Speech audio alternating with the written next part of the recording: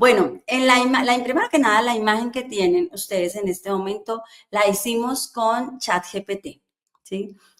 Con la regla 10-80-10. ¿Qué significa esto? Que el 10% se lo dimos nosotros y lo mismo la historia que les voy a contar es co-creada con ChatGPT.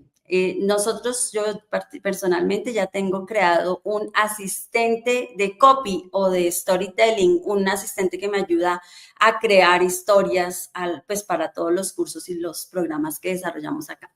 Pero quiero comentarles antes de iniciar justamente que hace, no sé, 8 meses, cuando estábamos tratando de crear imágenes, no lográbamos que nos quedaran, que pasara lo que queríamos decir, ¿no?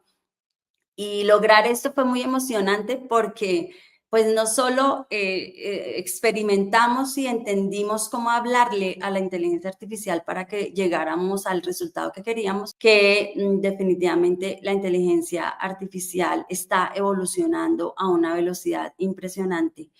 Y esto nos ratifica la urgencia, la necesidad, la importancia de, pues bueno, de estar ya, de tomar esto, digamos, como ubicarnos bien, ¿no? Pararnos en primera fila y entender qué es lo que está pasando para que logremos tener nosotros como educadores un lugar protagónico en este momento histórico. Bueno, entonces les voy a contar la historia que co-creamos con ChatGPT.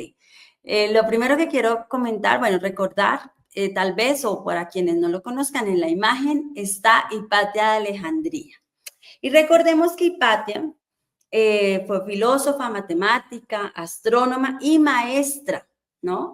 Voy a contar primero la historia y ahorita les cuento cómo fue el proceso de co-creación con ChatGPT.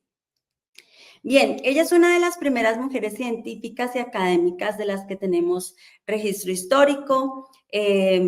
Fue, digamos, reconocida porque fue una figura central en la preservación y difusión del conocimiento en una época en la que las tensiones políticas y religiosas estaban, pues, amenazando todos los avances intelectuales.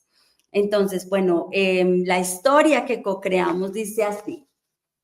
Era el año 415 después de Cristo y la biblioteca de Alejandría aún resonaba con ecos de sabiduría.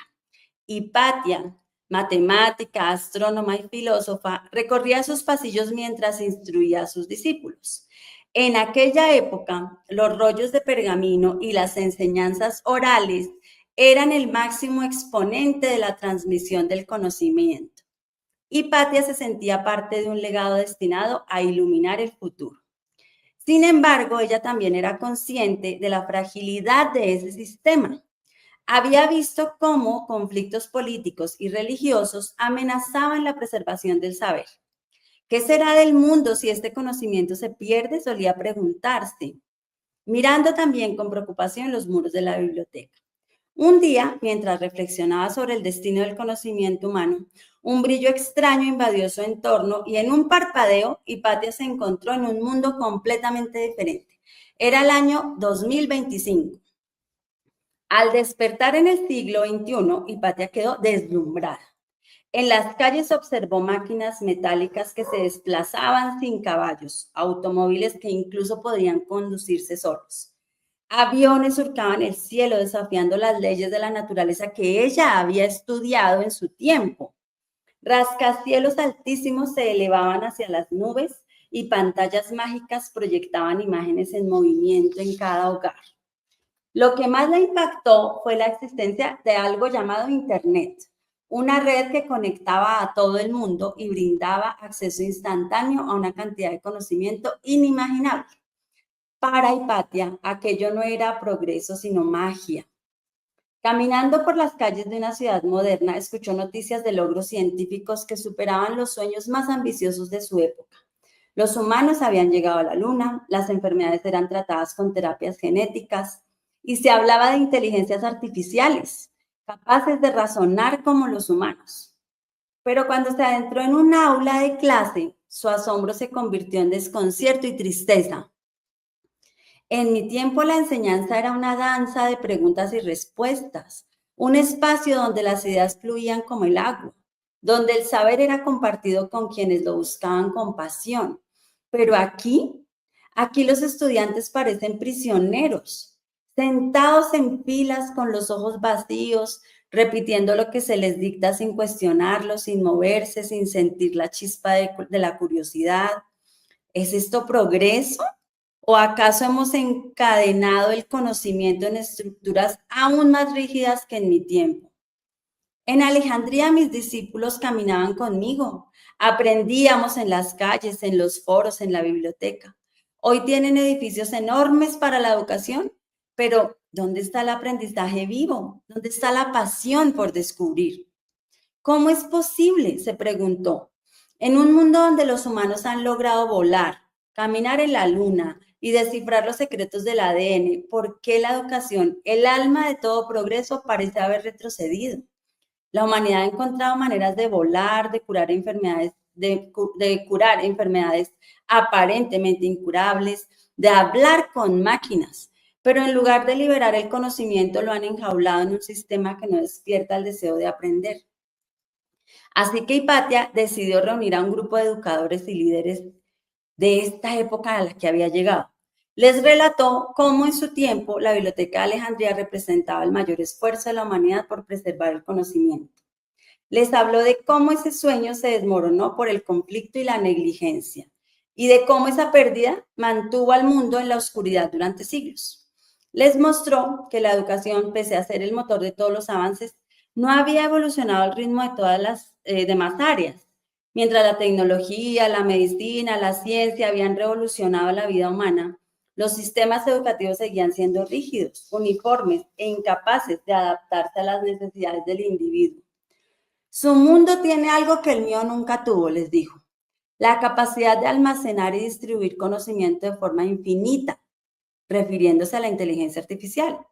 Tiene la oportunidad de construir algo como una nueva biblioteca de Alejandría, una que no puede ser destruida, y de democratizar el conocimiento como nunca antes.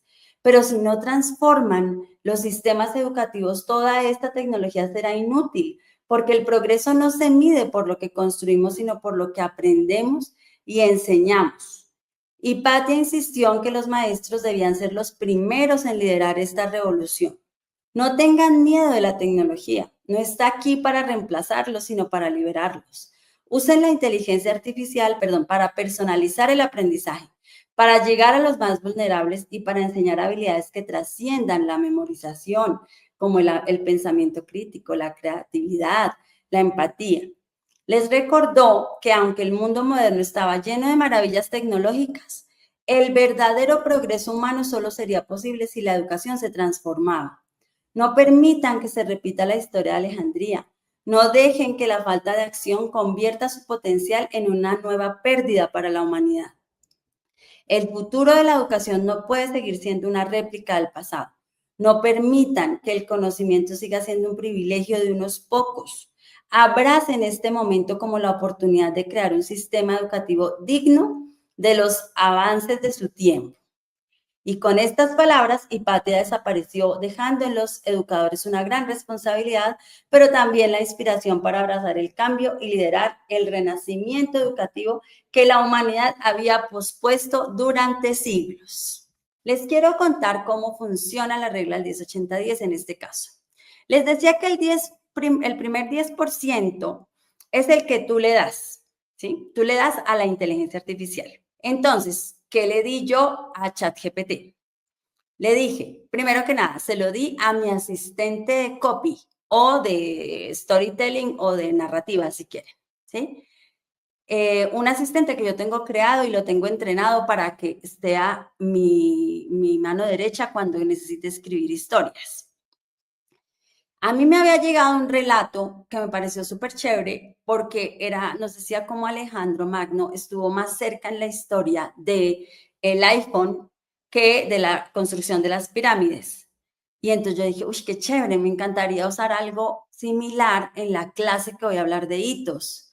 Entonces le pasé el relato a ChatGPT que me habían enviado y le dije, oye, tengo este relato y a mí me encantaría poder hablar de algo que le deje ver a mis maestros, a las personas que me van a escuchar, cómo cómo nos hemos estancado un poco, pero me gustaría que fuera un personaje interesante. Y ChatGPT me propuso a Hipatia de Alejandría. Y ya me dije, ¿qué? Está buenísimo. Yo no lo había pensado. Oye, me gusta, me gusta, me gusta. Entonces me dio una primera versión de la historia. Y así nos conectamos. Entonces él hizo el 80%, creó la historia. Pero luego entró mi 10% final, que es el 10% en el que uno evalúa, ¿no?